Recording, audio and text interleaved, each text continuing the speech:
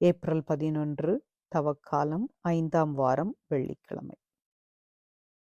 புனித யோவான் எழுதிய நற்செய்தியிலிருந்து வாசகம். அதிகாரம் 10 வசனங்கள் 31 முதல் 42 வரை. இயேசுவின் மேல் கல்லெறிய யூதர்கள் மீண்டும் கற்களை எடுத்தனர். இயேசு அவர்களை பார்த்து, தந்தையின் சொற்படி பல நற்செயல்களை உங்கள் முன் செய்து காட்டியிருக்கிறேன். அவற்றுள் எச்செயலுக்காக என் மேல் கல்லெறிய பார்க்கிறீர்கள் என்று கேட்டார்.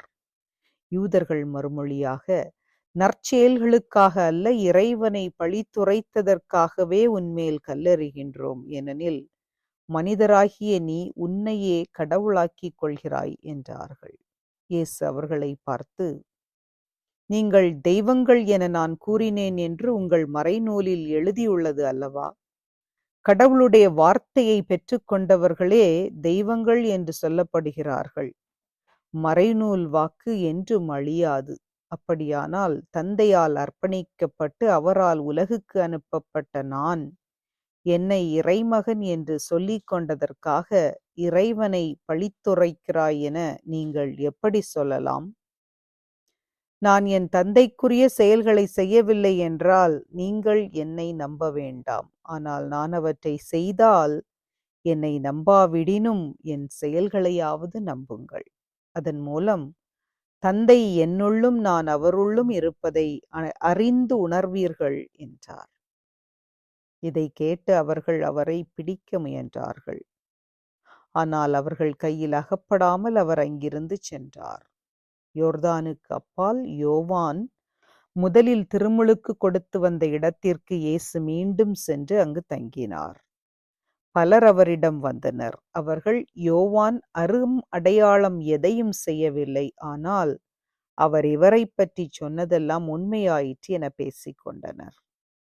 அங்கே பலர் அவரிடம் நம்பிக்கை கொண்டனர். இது கிறிஸ்து வழங்கும் நற்செய்தி. கிறிஸ்துவே உமக்கு புகழ். சிந்தனை. இயேசு தான் உண்மையில் கடவுளிடமிருந்து தான் வந்திருக்கின்றேன் என்பதை பல வழிகளில் வெளிப்படுத்த முயன்றிருக்கின்றார். எப்படியாவது அவர்கள் அங்கிருந்த மக்கள் உண்மையை அறிந்துவிட வேண்டும் என்று தன்னால் இயன்றதை செய்தார். ஆனால் யூதர்களின் மனம் கல்லாகத்தான் இருந்தது. தந்தையின் சொற்படி பல நற்செயல்களை உங்கள் முன் செய்து காட்டியிருக்கின்றேன் என்று சொல்கின்றார். பொதுவாக வார்த்தைகளில் போதிக்கின்ற போது அது வாதத்திற்கு உட்பட்டது. நாம் சொல்லக்கூடிய வார்த்தைகளை ஒவ்வொருவரும் அவரவர் பின்னணியிலிருந்து புரிந்து கொள்வார்கள். அது நாம் சொல்கின்ற அர்த்தத்தில் புரிந்து கொள்ளப்படுமா என்றால் நிச்சயம் இல்லை. ஆனால் செயல்பாடுகளை பொறுத்தவரையில் அது வாதத்திற்கு அப்பாற்பட்டது. காரணம், வார்த்தையினால் மட்டுமல்ல, நற்செயல்களால் தான் யார் என்பதை மற்றவர்களுக்கு உணர்த்த முயற்சி எடுத்தவர். இதுவரை யாரும் அப்படிப்பட்ட நற்செயல்களை மக்கள் மத்தியில் செய்ததும் இல்லை. எனவே தன்னுடைய நற்செயல்களின் பொருட்டு அவர்களை நம்புவதற்கு அழைப்பு விடுக்கின்றார்.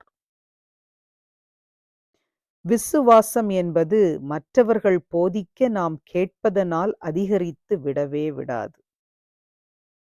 நம் தனிப்பட்ட முறையில் நமது வாழ்க்கையில் நாம் இறைவனை அனுபவிக்கின்ற போதுதான் விசுவாசம் நம் ஒவ்வொருவரிலும் அதிகரிக்கும். அந்த விசுவாசம்தான் காலத்திற்கும் நிலைக்கும் விசுவாசமாக இருக்க முடியும். ஆகவே இயேசுவை அனுபவிக்க, நமது ஆண்டவரை அனுபவிக்க நாம் என்ன முயற்சி எடுக்கின்றோம் என்று சிந்தித்து பார்க்கவே இன்று நாம் அழைக்கப்படுகின்றோம். உலகின் ஒளியாக உம்மை வெளிப்படுத்திய அன்பு இறைவா, நீர் இறை தந்தையின் மகன், நீர் உலகின் மீட்பர்.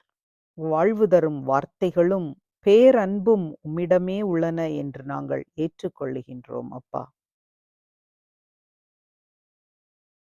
உமது வார்த்தைகளை பெற்றுக்கொள்ளும் நாங்கள் அவ்வார்த்தையினை எங்கள் வாழ்வாக்க இறைவன் மீது மேலும் மேலும் விசுவாசத்தை வலுப்படுத்த எங்களுக்கு வேண்டிய அருளை தந்தருளும்.